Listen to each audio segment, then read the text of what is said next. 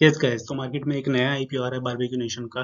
तो इसके बारे में डिस्कशन करते हैं हम आज की वीडियो में और जानेंगे कि अनिल सिंघवी सर का इस पर क्या व्यू है। उन्होंने आज मैनेजमेंट से बातचीत करी पे आईपीओ के बारे में। तो हमने देख लिया इस माई ट्रिप की लिस्टिंग के बाद कि किसी भी आईपीओ के जीएमपी को ब्लाइंडली फॉलो नहीं करना चाहिए और हम कभी इसकी सलाह भी नहीं देते जब भी वीडियो बनाते हैं।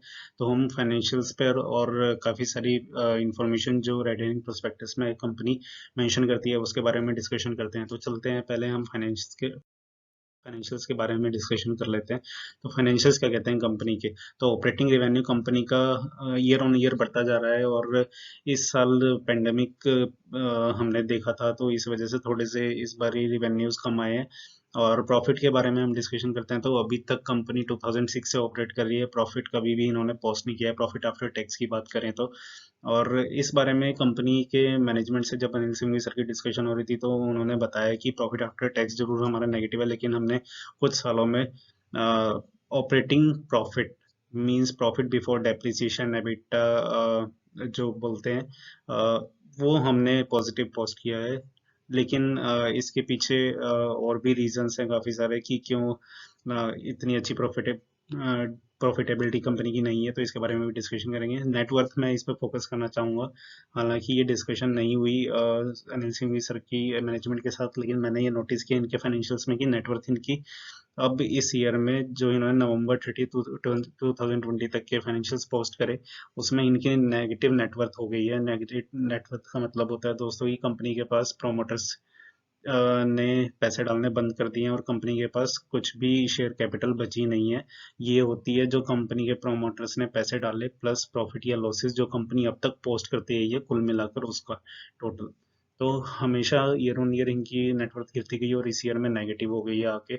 और इसी वजह से इनकी बुक वैल्यू पर शेयर भी नेगेटिव हो गई है। कंपनी के पास इतनी लाइबिलिटीज हैं कि उनकी देने की क्षमता खत्म होती जा रही है। और बोरोइंग्स इनकी देखें ईयर ऑन ईयर बढ़ती जा रही है। इसका भी मैनेजमेंट के साथ डिस्कशन हुआ अनिल सिंघवी सर का, और इसमें बोला गया कि हाँ, बोरोइंग्स काफ़ी बढ़ गई हैं कंपनी की और इस वजह से ये कंपनी ऑफिस भी ला रही है। तो आगे बढ़ते हैं, कुछ जैसी इंफॉर्मेशन जो आपको कम पता होगी। तो इस आईपीओ के अंदर कुछ पैसे ये अपने डेट कम करने के लिए यूज़ करेंगे, कुछ कॉरपोरेट फाइनेंसिंग के लिए यूज़ करेंगे और कुछ इनके प्रोमोटर्स का ऑफर फॉर सेल भी है। सेकंड जो है नेगेटिव बुक वैल्यू जो मैंने आपको बताई, इनके पर शेयर की वैल्यू नेगेटिव हो गई है क्योंकि इनके ऊपर फाइनेंशियल बर्डन बहुत ज़्यादा है। कंपनी ने 3 महीने पहले ही प्री आईपीओ प्लेसमेंट में कुछ शेयर धारकों को ₹252 के प्राइस पे शेयर्स इशू करे हैं, जो कि करंट आईपीओ प्राइस जो कि 500 है उससे बिल्कुल हाफ रेट है। तो ये बहुत बड़ा इशू है कि 3 महीने में ऐसा क्या हो गया। तो अनिल सिंघवी सर से डिस्कशन करते हुए मैनेजमेंट ने इस पर सफाई दी कि 3 महीने पहले कंपनी को बहुत ज़्यादा फंड्स की ज़रूरत थी क्योंकि इनके ऊपर बोरोइंग्स बहुत ज़्यादा थी और कंपनी के पास वो पे करने के लिए पैसे नहीं थे। और उस टाइम पे इनको लॉकडाउन की वजह से कंपनी का बिजनेस भी बहुत अच्छा नहीं चल रहा था, तो 252 के प्राइस पे इनको प्री आईपीओ प्लेसमेंट करनी पड़ी। अब कंपनी का मानना है कि बिजनेस अब अच्छा चल रहा है, तो इस वजह से अब हमने 500 के ऊपर आईपीओ की प्लेसमेंट करना चाहा है। नेक्स्ट इन्फॉर्मेशन देख लेते हैं कि क्या है। नेक्स्ट इन्फॉर्मेशन ऐसा है कि कंपनी के ऊपर बहुत बड़ा डेट है और इसके साथ साथ कंपनी की नेटवर्थ भी नेगेटिव हो गई है।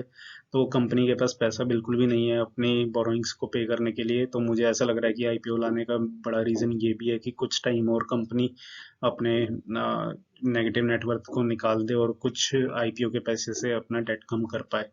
और एट करंट वैल्यूएशन हम देखें तो 500 का प्राइस मुझे बहुत ही ज़्यादा लगता है दोस्तों। अगर हाँ, ये बर्गर किंग की तरह 150-200 की वैल्यूएशन देते तो ये बहुत अच्छा आईपीओ होता है इन्वेस्ट करने के लिए। लेकिन 500 की वैल्यूएशन आई थिंक बहुत ही ज़्यादा है। इसमें आपको इन्वेस्टमेंट मेरे हिसाब से सिर्फ इस रीज़न की वजह से नहीं करनी चाहिए। कंपनी के ऑपरेटिंग मार्जिन भी ईयर ऑन ईयर कम होते जा रहे हैं, 23% से 19%, सीधा 4% कम हो गए हैं। और इसका भी रीज़न कंपनी के मैनेजमेंट दे रही है कि इनका क्योंकि कंपटीशन की वजह से और लॉकडाउन की वजह से बहुत अच्छा बिजनेस नहीं चल रहा था, तो इनको मार्जिन्स अपने कम करने पड़े। कंपनी का मानना ये है कि हम आने वाले टाइम में कंपनी की ग्रोथ अच्छी दे पाएंगे क्योंकि अब लॉकडाउन का हम वेव से बाहर निकल चुके हैं और इस वजह से अब हम कंपनी को और अच्छे से मजबूत स्टैंडिंग दे पाएंगे। लेकिन मेरा मानना ये है कि जब कंपनी के ऊपर इतना ह्यूज डेट है और उसकी अर्निंग्स अभी तक पॉजिटिव नहीं आ पा रही हैं, तो ऐसा करना काफ़ी टाइम लग सकता है और काफ़ी मुश्किल हो सकती है ऐसी कंपनी के लिए। और अनिल सिंघवी सर का इस पे व्यू तो वो बताएंगे दोस्तों, लेकिन मुझे ऐसा लगता है कि अनिल सिंघवी सर भी यही बोलेंगे कि कंपनी के जो वैल्यूएशन है बहुत ही ज़्यादा है करंट मार्केट प्राइस पे। अगर ये आईपीओ कहीं 200-300 की रेंज में होता तो it would be a good opportunity to invest, और लॉन्ग टर्म के लिए इस आईपीओ में इन्वेस्टमेंट करने की कोशिश मत करना दोस्तों, क्योंकि ये आईपीओ मुझे लगता है कि फाइनेंशियल स्टैंडिंग के हिसाब से बहुत अच्छा आईपीओ नहीं रहने वाला है। तो मार्केट में किसी नेम की फेम बहुत ज़्यादा हो जाती है, लेकिन ऐसा नहीं है कि उसको देखकर आप उसमें जिस मर्जी भाव पर पैसा लगा दें। तो आई वुड सजेस्ट यू कि इस आईपीओ को आप प्लीज़ अवॉइड करें, और बारबेक्यू नेशन में इन्वेस्ट करने से पहले अपने फाइनेंशियल एडवाइजर से भी सलाह दें। Thank you so much. Video अच्छी लगी हो तो लाइक और शेयर जरूर कीजिएगा दोस्तों। Thank you.